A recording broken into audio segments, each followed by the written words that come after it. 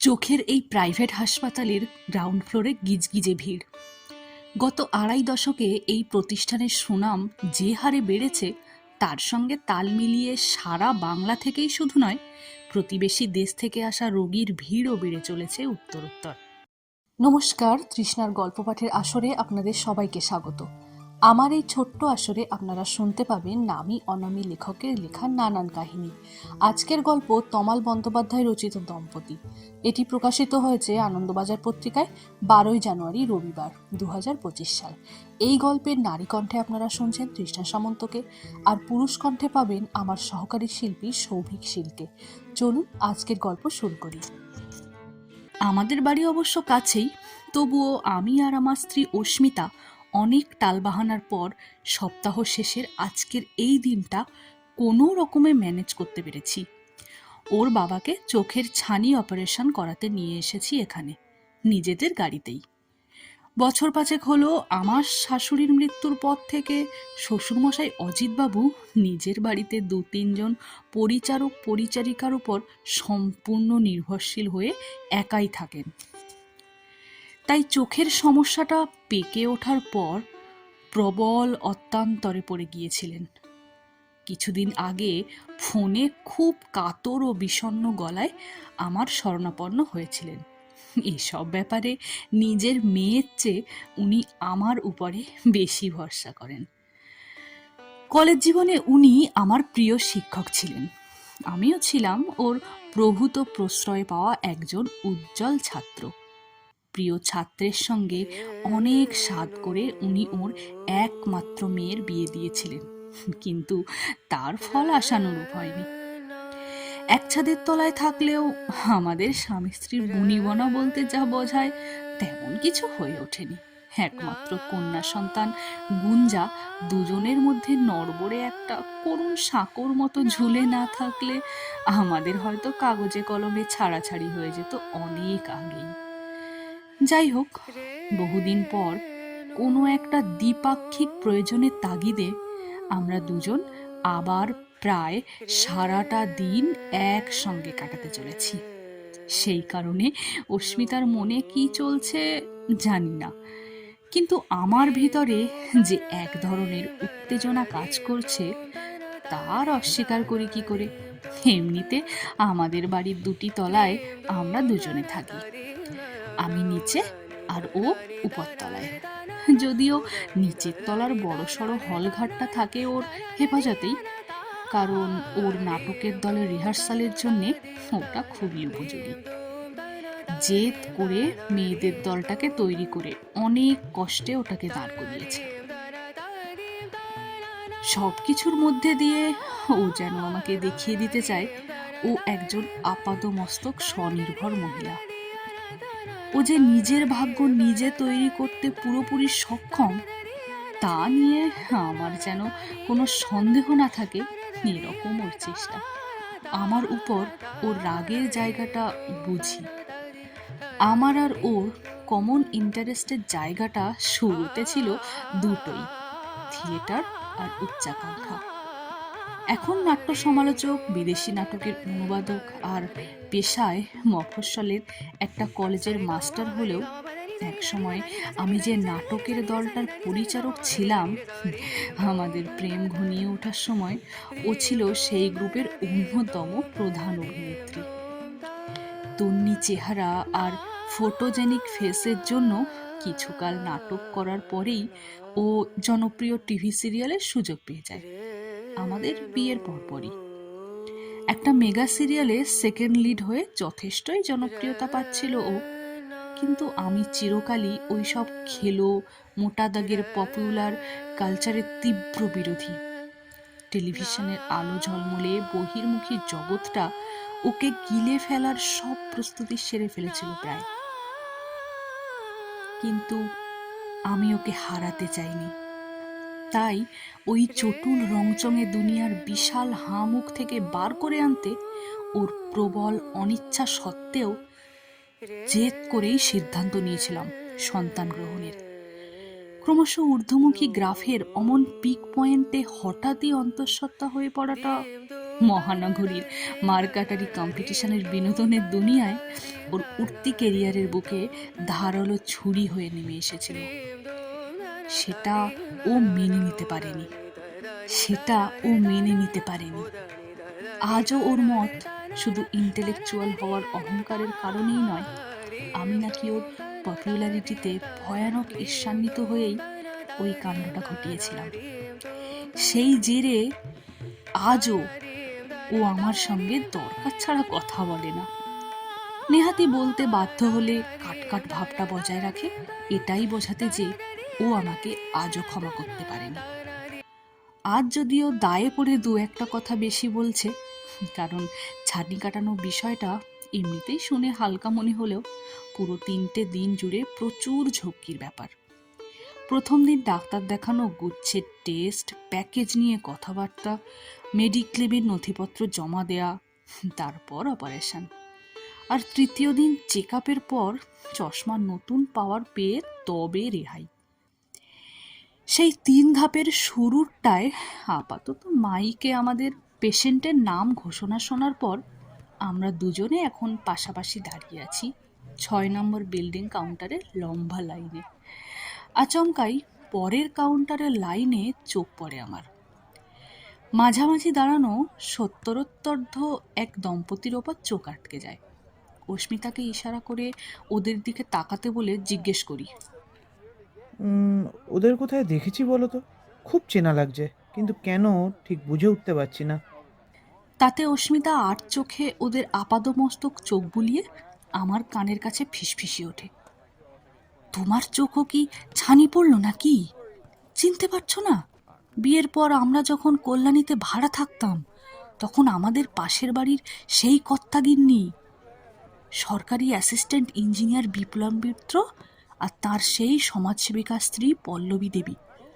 বাপ রে, মহিলা তো দারুণ সুন্দরী ছিলেন, গ্ল্যামার ঠিকরে বেরোতো, একই চেহারা হয়েছে। খুব বেশি পুরনো কথা নয়, তবুও থিতিয়ে পড়েছিল স্মৃতির চৌবাচ্চার তলার দিকে। হাত পড়তেই জলের বুদবুদের সঙ্গে ছবির প্লেটের মতো ভেসে উঠতে লাগলো একে একে।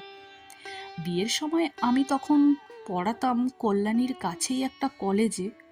তখন বুদ্ধ পার্কের যে বাড়িটার একতলায় ভাড়া ছিলাম মাস তিনেকের মতো, তার পাশেই ছিল এই দম্পতির সুদৃশ্য দোতলা বাড়িটা। এতদিন পাশাপাশি ছিলাম, তবুও ওদের সঙ্গে পরিচয় হয়নি, কারণ ওদের মেন গেটটা ছিল আমাদের উল্টো দিকে।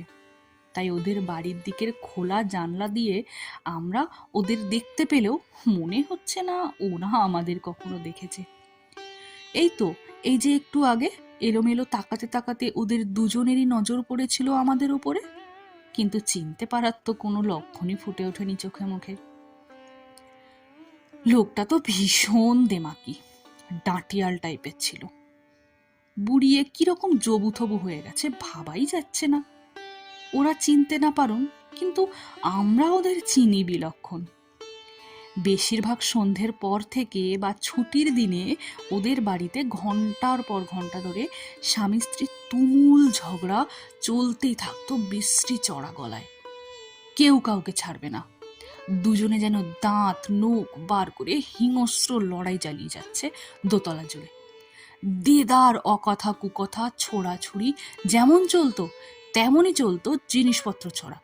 মাঝে মধ্যেই আসবাব কিংবা বাসনপত্র মাটিতে পড়ার শব্দও যেমন আসে, তেমনি একদিন বিস্ফোরণের বিকট আওয়াজের মতো বড়সড় একটা টেলিভিশন সেট আছড়ে ভাঙার শব্দও এসেছিল কানে।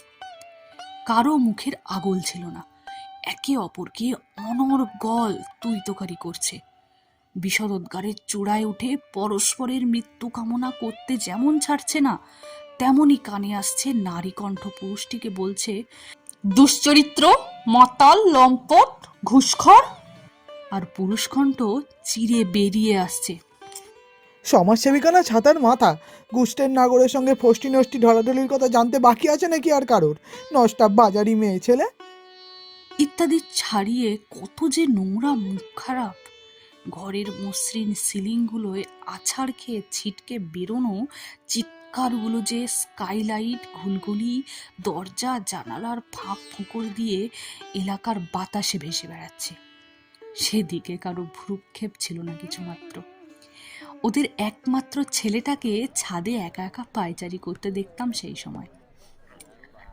রোগা ফ্যাকাশে ধরনের ফর্সা, ভীতু ভীতু দেখতে একটা লাজুক ঘর কোনো ছেলে। সে ছেলেটাকে তো আজ দেখছি না এদের সঙ্গে। তার তো এখন এখানে থাকার কথা ছিল, কে জানে ছেলেটা এখন কোথায়। আপাতত এখানে কাউন্টারে বিলিং শেষ হলে ওরা দুজন এখন একে অপরের হাত ধরে এগোচ্ছেন সিঁড়ির দিকে। পরম যত্নে পরস্পরকে আঁকড়ে ধরে অতি কষ্টে একটা একটা করে ভাঙছেন সিঁড়ি।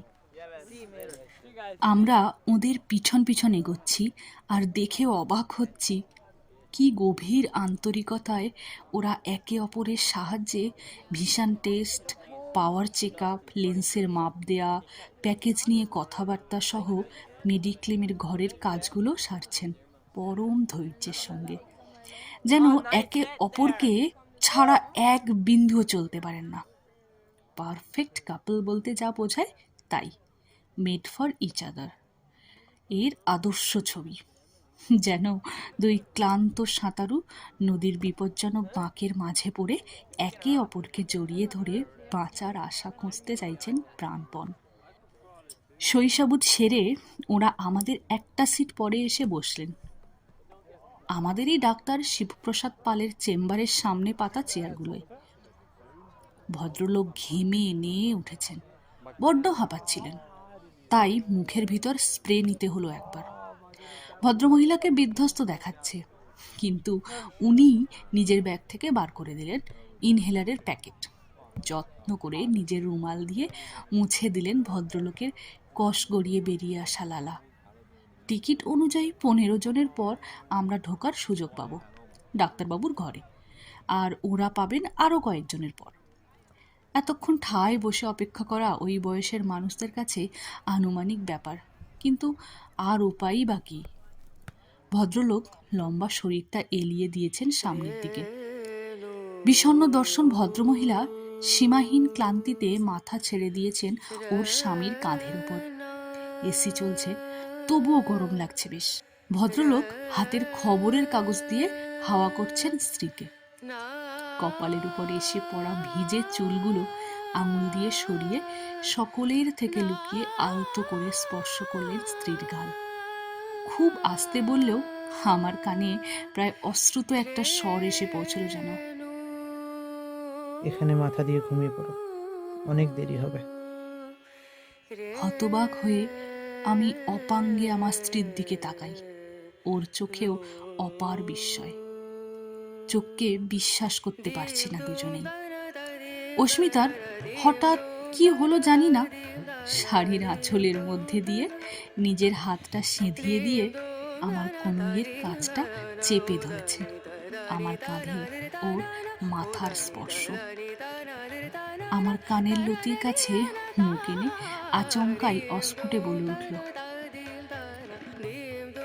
কাল রাতে ঘুম হয়নি। আমারও চোখের পাতা জুড়ে আসছে, আমিও একটু ঘুমোবো। আনন্দের ঊর্ধ্বমুখী ধাক্কায় গলা বুঝে এলো আমার। আমি কিছু বলতে পারলাম না। দোষ তো আমারও আছে, জেদ কিংবা অন্যায়। আমার তরফেও কিছু কম নেই, মুখে কথা জোগালো না। ঘুমিয়ে পড়লাম কিন্তু। কপট অভিমানে নড়ে উঠল আমার ঠোঁটের কোণ দুটো। না, জেগে থাকো, অনেক কাল কথা হয়নি, এসো আজ কথা বলি। এক চিলতে হাসি উপর দিকে ঠেলে তুলে ধরতে চাইছে অস্মিতার চিবুক। মাথাটা পাশে হেলিয়ে আমার ডান ভুরুর উপরের উজ্জ্বলতা দিয়ে অনেক কাল পরে মৃদুতম স্পর্শে ছুলাম ওর কপাল। কপাল সরিয়ে নিল না অস্মিতা। এতক্ষণ আপনারা শুনছিলেন তমাল বন্দ্যোপাধ্যায়ের লেখা দম্পতি। আজকের মতো গল্প শোনানো শেষ। ফিরে আসবো আরও একটি নতুন গল্প নিয়ে। আমাদের সঙ্গে থাকুন। ভালো লাগলে লাইক, কমেন্ট, শেয়ার করে দেবেন। বন্ধুদের সঙ্গে অবশ্যই শেয়ার করবেন আর সাবস্ক্রাইব করতে ভুলবেন না। সবাই ভালো থাকবেন। নমস্কার।